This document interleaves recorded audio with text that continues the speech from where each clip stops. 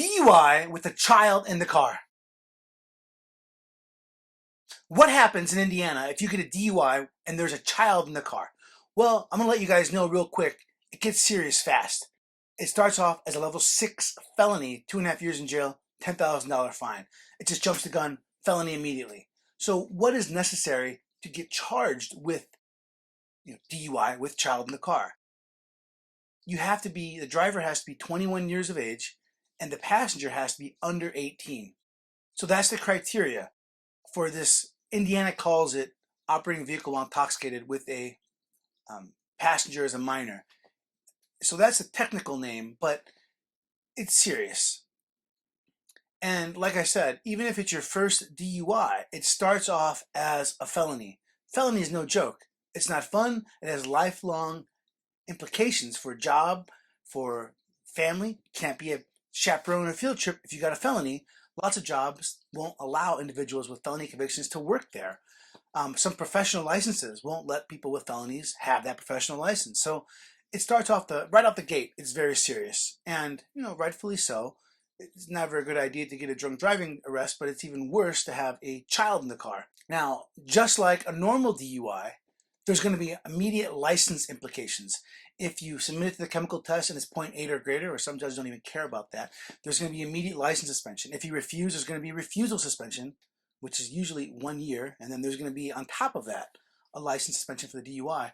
But to make matters even worse, when you have a DUI with a child in the car, two big hiccups come along. The first one is, depending on the county, depending on the court, and depending on the prosecutor, so some counties do it differently even within their own organization. Prosecutor can ask for a no contact order between the 21 and over driver and the 18 and under passenger. What that means is, if a prosecutor asks for a no contact order and the judge grants it, that means the driver who is 21 and older cannot have contact with a passenger who's 18 and under.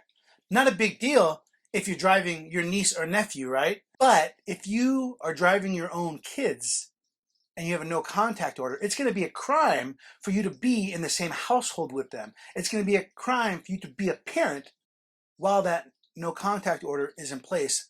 That's terrible. And that is one of the more tragic things I have to deal with as a DUI attorney, is navigating these no contact orders between parents and children. The next big hiccup is DCS commonly gets involved. Depending on the county, which sounds like it shouldn't matter for a state agency, but depending on the county and depending on the DCS investigator, it can get serious fast. And so, I tell everybody, plead the fifth. Don't talk to the police. And while the DCS are not police, they have lots of police powers. But I'm going to tell you this, if you do not cooperate with DCS, they likely will take your children from you. So you have to talk with DCS, but you have to do it in the right way. You need to have an experienced attorney help you navigate the DCS waters, because that can get serious fast with rather serious implications, because it involves kids and the state has an interest in making sure children are taken care of. Sometimes they don't do a very good job of that, but they do have an interest in that. So if you've been charged with DUI with a child in the car, what do you do next? Well, you have to defend it. The DUI with child in the car law is rather specific.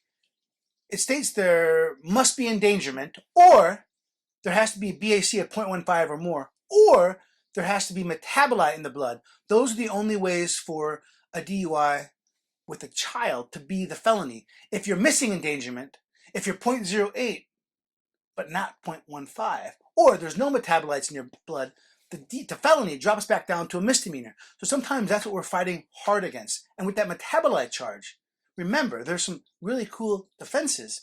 If a doctor has prescribed the medication and it's within therapeutic range. And in 2021, there's also this marijuana defense, which is still brand new. No one really knows how that's going to work yet. So all hope's not lost if you've been charged with a felony for having a child in the car. Also, if you have the felony and it was endangerment, you were 1.15 or greater, there was a metabolite, even if you get convicted, there is a mechanism in Indiana law called AMS, which is alternate misdemeanor sentencing, which the court has the ability to turn a level 6 felony into a misdemeanor if certain conditions are met. So all hope is not lost if you've been charged with a felony, child in the car. If you're watching this video and this charge has happened to you and you're trying to figure out what to do next, I'm going to let you know what to do next. You have to be proactive. Even the best judges in the state, even the best prosecutors in the state who understand that drunk driving arrests happen even to the best of us. Those same judges, those same prosecutors have an entirely different tone when kids are involved. And you will see a little bit of anger in the eye of judges. You'll see a little bit of vindictiveness and anger when dealing with prosecutors when kids are involved. I'm just letting you know, be prepared to get yelled at. It's okay. But I'm also letting you know, be proactive. Every single county has certain agencies that are approved to do drug alcohol evaluations. If you have a case involving kids, you need to get an experienced attorney so he can guide you to that county's preferred providers that's going to be acceptable to the court and the prosecutors. You want to show up early, like, hey, listen, I'm not saying I'm guilty, but even if I am, look at all the stuff I've done. 1, 2, 3. You need to be proactive when kids are involved. It's bigger than just you. It's your family. It's your kids. You got to do what's right for them, and you got to show the court you're not a bad person. I'm not saying that's right. They're innocent until proven guilty, but I'm just letting you know you have to come in strong, always, especially when kids are involved. If you have any questions, give me a call. I love talking about DUI law. I love talking about DUI defense. I love talking about criminal law all day. If you have any questions, give me a call, 317-632-3642. And most importantly, remember, always plead the fifth.